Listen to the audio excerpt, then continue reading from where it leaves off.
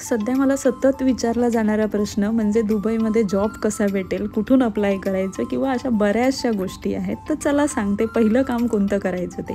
तर नमस्कार मंडळी, मी पूजा आणि सध्या मी जॉबसाठी असते अबुधाबीमध्ये आणि आपण घेतलं आहे सातत्याने 100 दिवस व्हिडिओ टाकण्याचा चॅलेंज आणि त्यातला आज आहे आपला 7वा दिवस. तर जर याच्यावरती मी व्हिडिओ बनवला की तुम्ही इकडे दुबईमध्ये जॉब कसा सर्च करू शकता, जसे बाकीचे व्लॉगर बनवतात तसं मी पण व्हिडिओ करेन. आणि जर तुम्ही इनकेस कुठेतरी अप्लाय केलं वगैरे आणि तुमचं झालं सिलेक्शन, तर तुम्ही त्यांना काय सांगणार आहे, आमच्याकडे पासपोर्ट नाही आहे. कारण बऱ्याच जणांकडे पासपोर्ट नाही आहे. तुमची इच्छा आहे ना फॉरेन कंट्रीमध्ये जॉब करायची, तर आज ना उद्या ती स्वामींच्या कृपेने नक्कीच पूर्ण होईल.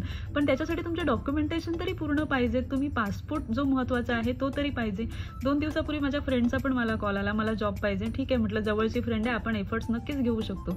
मी तिला म्हटलं पासपोर्ट काढ म्हणून, पण ती पण तेच मला म्हणाली, नाही 2 दिवसात पासपोर्ट होत असेल तर ठीक आहे. 2 दिवसात पासपोर्टचं काम नाही होत. जर तुम्हाला 2-2 महिने लागतात पासपोर्ट काढायला. त्यात जर तुम्ही मुंबई पुणेपासून जर बिलॉंग करत असाल तर तुमचे 2 महिने तर अपॉइंटमेंटसाठीच जातात.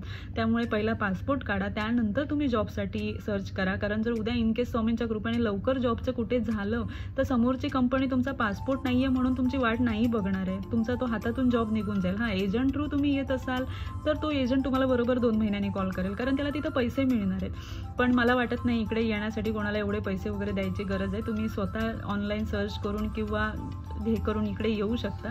पण त्यासाठी आधी महत्त्वाचा पासपोर्ट काढा, नंतर बघूया आपण.